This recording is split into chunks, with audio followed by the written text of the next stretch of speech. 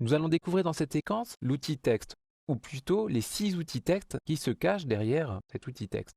Je vais d'ailleurs décrocher la palette d'outils et on va commencer par le premier outil.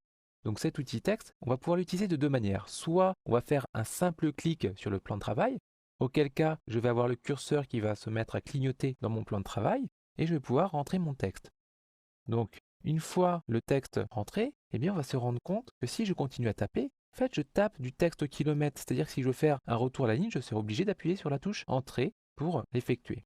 Alors je vais revenir simplement à mon titre La peau de l'ours, comme ceci.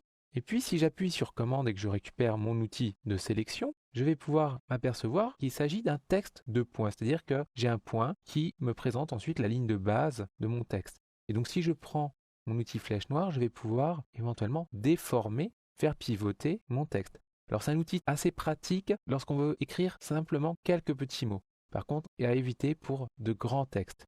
Donc maintenant, on va voir une deuxième manipulation. Cette fois-ci, au lieu de faire un simple clic, je vais faire un cliquer glisser.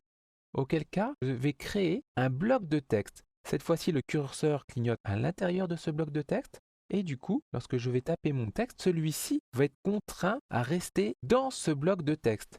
D'ailleurs, je vais pouvoir visualiser si j'ai du texte en excès avec cette petite croix rouge qui signifie que mon conteneur est trop petit par rapport à mon contenu.